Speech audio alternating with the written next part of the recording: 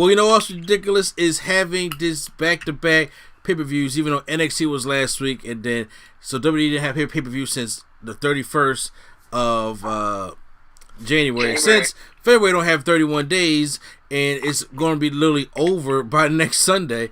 They decided to have Elimination Chamber 1 week early, so we got the Elimination Chamber. So we're going to give you our predictions, what we think is going to happen, because this is going to be the pay-per-view that mostly sets up what's going to happen at WrestleMania. Like I said, they still do plan on doing Fastlane. Fastlane is going to be in 1 month, March 21st, 2021, and then WrestleMania is going to be the one that's going to be in a month after that. So, all right. Let's see what we got here. We got a 6-match card, which is more like a 5.5 match card. Not even that. We'll see. We'll see. So I figured let's go over here and see what we got first. Let's get the obvious matches out the way first, and then we go into more of the deep ones, because I think we may get some surprises back of certain things and how things are going to turn out. So let's get into Nia Jax and Shayna Baszler taking on Sasha Banks and Bianca Belair for the Women's Tag Team Championships. Prime, who you got winning this? I got Shayna and Nia only because of the thing that they did on NXT. Okay. If they didn't have that face off on NXT, I would have believed that Sasha and Bayley can hold it for at least a month. And then drop them. But when they already did the thing on NXT to build up, and they got a match in 2 weeks, now they got a match now. They're supposed to fight Naomi and Lana this week for titles. So yeah, I'm gonna say Nia and Shayna. I will say so too. Do you think that this is the match that causes the rift between Bianca Belair and Sasha, so it could guarantee Bianca Belair goes after Sasha for WrestleMania? I don't think not. It could start the rift, but not like an actual This could start like the quote unquote something's wrong. You know how they do, like they accidentally do it, but they're still friends, and then the next one they do it on purpose. Yeah. So honestly, I think it could be a thing where it's like, all right, well, if Sasha and Bianca win it, it's like, oh my God, they can actually be like, they're a legit team. Even though that wouldn't make sense, because she's like, Bianca Belair got to pick who she wants to face at WrestleMania, like now. And if they win, like they face Naomi and Lana, and then they go on to NXT and face Raquel and them, and then they could probably lose it to them. And the fall of the team could be like, Bianca, you can't hold a candle to me. Type thing, and go Sasha really heel. But I don't see that really happening. I see them trying to, I see it like be like a China leader thing from Judgment Day 2001, where Sasha don't even get into the match. She just wants Bianca Belair to show off the best she can. And I do believe, I said it before, Reginald is going to go with Sasha for the storyline. I didn't need all that. I know you know what I'm saying, but he had a crush on her. I'm just like, he going to leave Carmella and go over there with Sasha, and he's going to be her valet or his her what do they call him? Manager? No, the something Moulet type. What's the name they call him? They got other words for it now. I don't know how black you want to get. What words talking about? Oh God, it's going to come to me, but he's going to be the person that gets the wine for Sasha Banks. Obviously, when she goes full heel going against Bianca Belair. So that looks like it'll be. Do you think she goes full heel?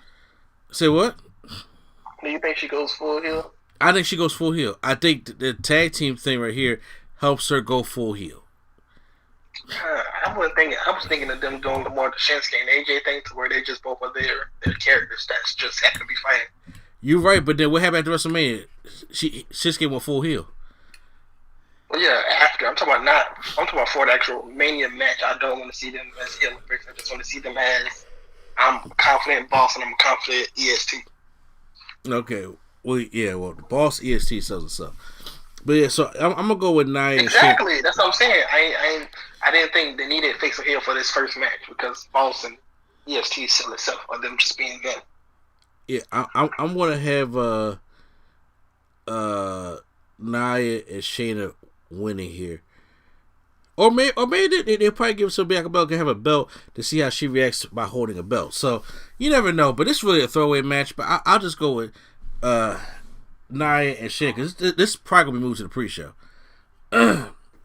Let's go. I think it'll be on the main show because they got both two champions. Fair. Okay. Bobby Lashley, the triple threat for United States Championship. Bobby Lashley taking on Keith Lee and Riddle. So we see Bobby Lashley be booked like a monster for the past month. And actually, while in the Hurt Business, he has been very protected. That Hurt Lock is over. So the question is, does Bobby Lashley retain the United States Championship here, or do we get a new United States Champion? What do you think, Prime? I say he'll retain here. He's been looking strong. For some reason, I think he's losing. If it's the Riddle, then I'm gonna have to hang up. No. I'm thinking it's because they put him in a triple threat match. So the best way you can get the championship off of Bobby Lashley without making him look bad is obviously make a triple threat match. So I really think that it's going to be like Keith Lee wins the United States Championship and he pins Riddle for it and Bobby Lashley loses it. Because for some reason, I really think they're pushing Bobby to go for that WWE Championship. I would want Keith Lee to win it at Mania, not just go into Mania and lose it. Because that's how they used to do. They used to have it and then go into Mania and lose it. I would him win it at Mania. I would like for him to win it at Mania too, but then once again, like I said, I think after the Sheamus thing, especially with Fastlane, because with the way WWE Championship is going to run, I will get to our predictions in a minute, but I do believe that Sheamus is not going to be the guy at WrestleMania for Drew McIntyre. I really think they're going to redo. Oh, you think so? I told you they weren't doing that. Okay, I really think that they're going to repackage Bobby Lashley and have Bobby go for that championship at Mania. Because that's the only other than Sheamus, that's the only legitimate threat I see. Keith Lee, they did too much to harm him. He's just not there. And besides, he already beat McIntyre. Riddle definitely not there yet. And everybody else has been losing, and nobody's believing the Miz is cashing in and beating McIntyre. Huh? Strowman? Oh, I forgot about Strowman. It could be Strowman just to have him beat somebody big. You know what? Strowman could be at Fastlane. Because I think Sheamus would be at Fastlane and Strowman somehow get involved because he remember when him and Adam Pearce had that conversation, so he's kind of there but not there. Okay. Well, I have Keith Lee win the championship because for some reason I have Bobby Lashley being the one pushed to have a championship match at Mania. And because I want to go by the fans here, even if they push Bobby to have a championship match at Fastlane and he wins it, and then they have I can see them wanting to have Drew McIntyre win the belt in front of fans. They already talk about having limited capacity. We've seen the Super Bowl had 20,000 people in a 75,000 place. So, and then they put all them cardboard fans there. So it looks like, because at first I was like, that's a lot of people. Then I was like, wait a minute, a lot of people are cardboard. I was like, okay, that's creative. I'll give them that. So they're gonna be at the same arena. I think they can't do that. Exactly. So same arena. So I think they put 20,000 people in there. Even 20,000 people is still a lot of people just spread out over a 75,000 people place. I feel as though that would be good to have some kind of fan service. So if you have some kind of fan service, you'll want Drew McIntyre to win the championship back in front of that live crowd. So I wouldn't. So you want him to lose it again and then be a 3-time champ? I wouldn't mind it. I mean, I would, if he gets it back, I wouldn't mind it. And then Bobby can go into WrestleMania as the champion, because I wouldn't mind to lose it. Because look, it's Bobby Lashley's last chance to have it, and I'm like, y'all can play it up again, but right now, for just to see him have it, it'll be kind of dope. I think they're going to do a rematch from last year. Which rematch is that? Drew and Braun. Or Drew and Braun. They're going to have a big guy just so that he can look strong. Okay. Well, then, like I said, it depends. If you go that way, for some reason, I just think they're booking him for bigger things. Because if they're not booking him for bigger things, then Bobby gonna squash both these guys. Elimination Chamber. I mean, I would want to see a Bobby and Keith Lee 1-on-1 match at Mania for the title. You know what? I agree with you on that one. You know what? I think I'm gonna do the same thing. Keep him strong. I'll go back and pick Bobby Lashley. I think because I just think Keith Lee winning it at Mania will be much of a, much of a better thing than just him winning it. Plus, it's a pay-per-view. It's WrestleMania. He might go all out. They might let him do more things like in NXT. Oh, you're right on that one. Okay, yeah, because like I said, there's gonna be crowd. There's gonna be people there. All right. I'm still salty because T-Bar, Dijakovic was supposed to be in this spot almost. Supposed to have Dijakovic and Keith Lee at Mania. Ooh, bro, that'd have been great. But yeah. T-Bar, I know. We got Red Charles Beershine. Andre Giant Battle Royal, that's what's it's gonna be. Here, Elimination Chamber for the WWE Championship. Drew McIntyre versus AJ Styles, Jeff Hardy, Randy Orton, Sheamus, and Kofi Kingston. So we have The Miz is not in this matchup. He lost his spot, and I think there's a reason for that. And then also there's the looming effect of Bray Wyatt, the Fiend, returning.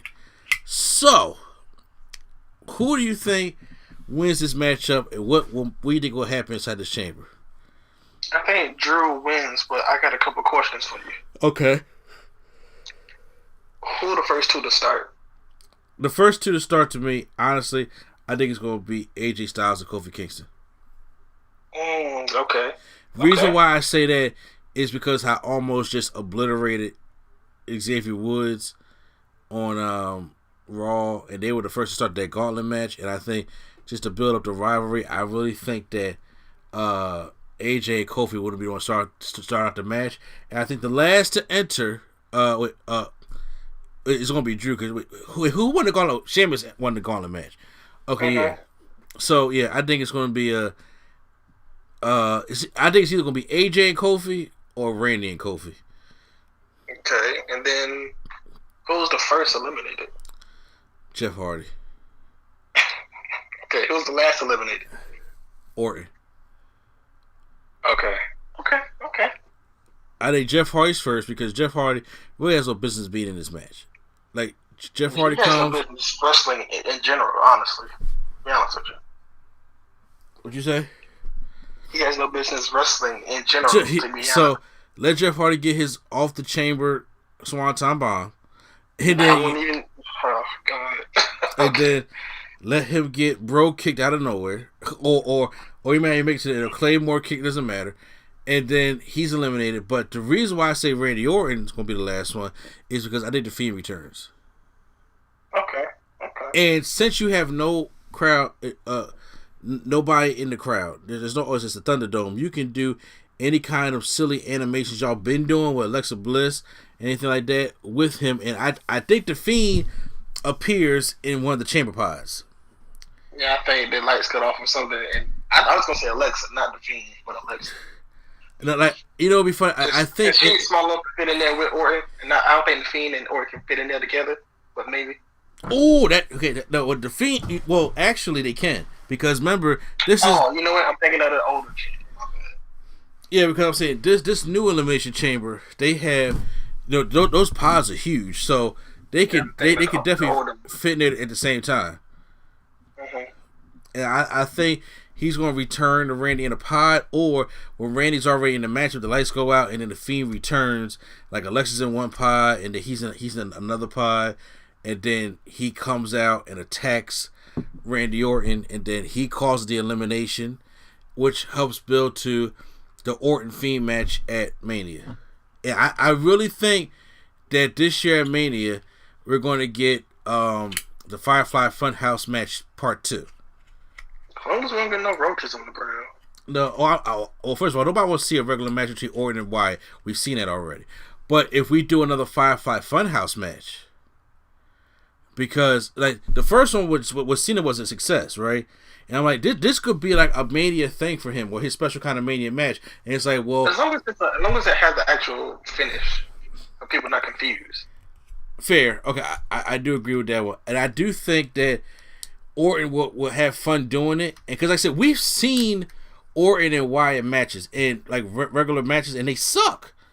For the most part, they suck, and like even the Haunted House of Horrors, like if y'all gonna do this match at Mania, like their Inferno match was dope. I actually enjoyed that. So you can do a Firefly Funhouse match, and you can go back through all the history of Orton being with the Wyatt family, Orton being the Legend Killer. Like it can be a lot of cool shit that they could really write down for that thing, and I really think it can be probably better than the first one.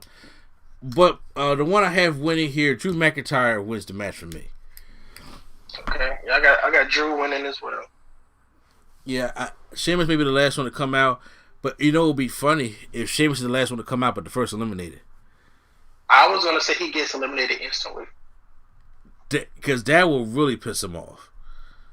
Well, I just don't like Sheamus, so yeah. He just told like shit. But I'm saying, but that would work into the story though. As soon as he get in the ring, go Claymore, and that's it. So. That, you know what? Then they had that match at Fastlane. Because that's how he did it at the end. He just caught him off guard with the Claymore kick on Raw. So I'm like, why not? As soon as he comes out, he get the Claymore kick out of nowhere, and it's like kind of like a drive-by type thing, and he gets eliminated first. Like, oh snap, that could be a really dope thing to do. Mm-hmm. I also think that. Huh? That's what I'm saying. No Sheamus, he gonna be setting up for the Brogue Kick, doing the Brogue in the corner to somebody, and then McIntyre gonna hit him out of nowhere when he running to it. I can see that happening as well. That's such a Sheamus thing to do. Yes, I also think that Mustafa Ali may come out and screw Kofi Kingston. That's too many interferences in one chamber. Oh, you know the Raw match is gonna be overbooked like a motherfucker. So you will almost interfere. You want Ali to interfere. You want the Fiend and Alexa to interfere. Yeah, that is a lot of people. That is a lot of people. All right, I feel what you're saying, but I still got Drew McIntyre. Okay. All right. Yeah, I got McIntyre. Elimination Chamber match for the Universal Championship: Jey Uso versus Kevin Owens versus King Corbin versus Sami Zayn versus Cesaro versus Daniel Bryan. Shinsuke and Big E should be in there, but alright. They should, but unfortunately not, because like I said, Big E got a definite storyline going on with Apollo right now. Even before that, he should have been in this match, but we're fine. We're doing good. Cool. We're fine. So I think, I'll be honest with you. If Big E replaced Corbin and Shinsuke replaces Jey Uso, that probably would have been like the best competitor-wise chamber, almost. I think it would have really been good. That would have really been a dope chamber. But it's cool. It's fine. We're good with Corbin. No, we are not good with Corbin at all. Yeah. Even with Big E being in the storyline with Apollo, I would take Corbin out and put Shinsuke in. Yes, please. Yeah, Corbin don't need to be. Corbin is the only one that ruins it, though. That's the thing. Jey Uso makes somewhat sense. Yeah, but Corbin don't. Corbin just don't make no sense at all. So okay, let's see what we got here. Who wins this? Because who's gonna face Roman Reigns at the end? I would want Cesaro to win personally, but I think Kevin Owens gonna win and take another loss. But see, that's the thing. It's like, damn. It's like you build it up like Kevin Owens wins, and he takes another loss, and he gets screwed over again, and you're like, how much is this man gonna lose? It's been happening every month, every pay-per-view. I mean, now, honestly, if they want to swerve us and have Edge cost Roman the match, and then have Kevin Owens win it that way, that would be something crazy. Yeah, but then how will Edge get the title? He go challenge Drew McIntyre. Because, like I said, what we just talked about, McIntyre really had. We all know Roman and Edge is the better matchup, but McIntyre, they probably look at the card like McIntyre has nobody to face. Roman and Edge probably is the better matchup, but it's not believable to me because Edge can at least have a little bit of chance. It's a little bit believable. He can beat McIntyre.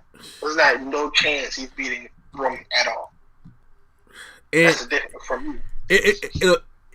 It's like this. It's like fate, and it's like you cannot change fate. Like you cannot change what the universe puts in place for you. For instance, they've been trying to build up like WrestleMania 35 was not supposed to be Kofi Kingston.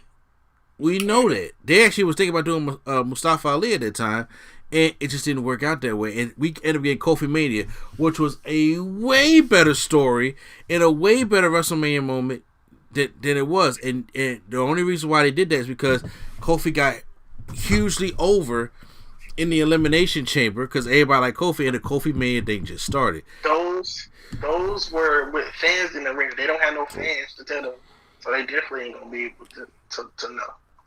I mean, they don't have the immediate reaction.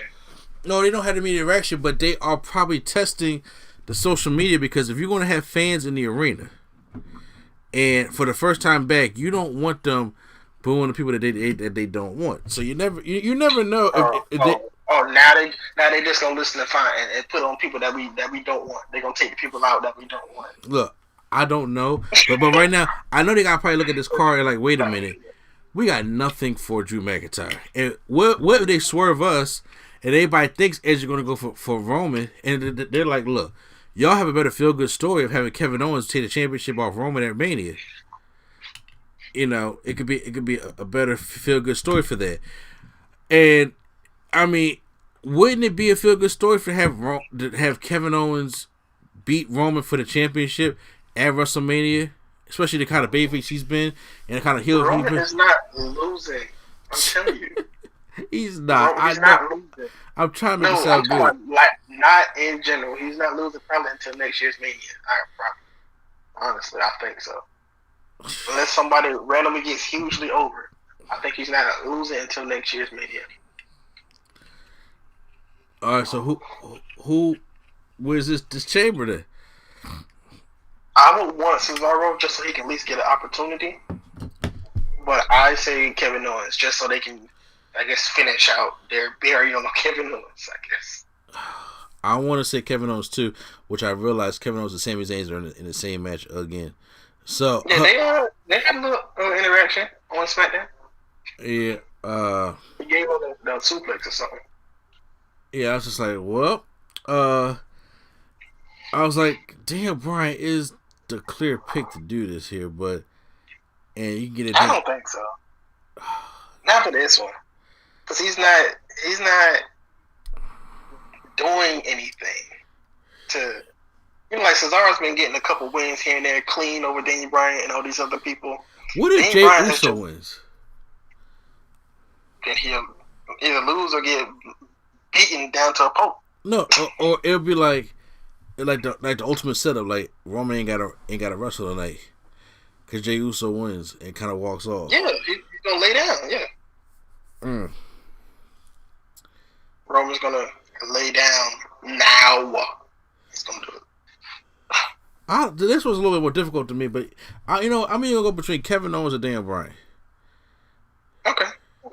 I would like to see Cesaro also, but I wouldn't want to see Cesaro be on the run that he's on, and the next thing you know, oh wait a minute, he did sign that extension, didn't he?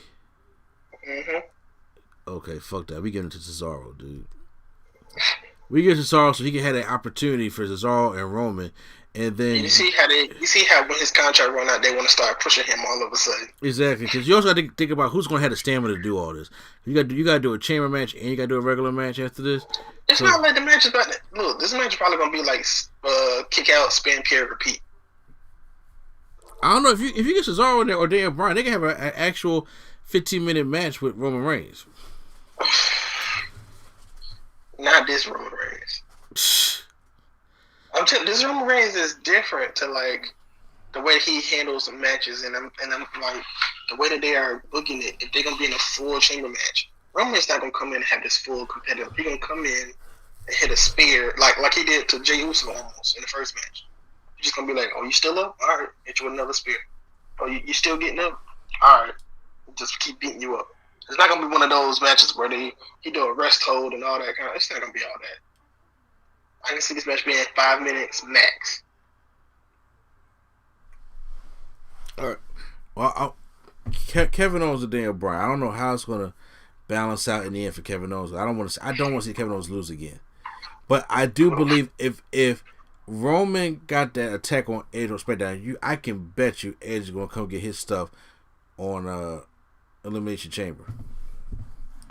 I say he'll do it after the match. After Roman's 1-on-1. Okay, you're probably right. He'll probably make his selection right then on Elimination Chamber. Like, I'm going after Roman.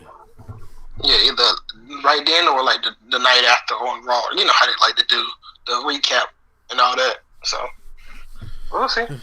All right, guys, but that was my predictions for the Elimination Chamber. Make sure you post down in the comments down below. If you listen on YouTube, who you guys think is going to win for the Elimination Chamber, and also check out our live stream. Me, Primetime, and Q Flow should be back this time for WWE Elimination Chamber. We wasn't back for NXT, but hopefully be back for Elimination Chamber right after. So usually WWE pay-per-views go off at around 10ish. So we should have the live stream around 11 o'clock. And that should be dope. I can't wait for all that. And then now, we're going to move on now.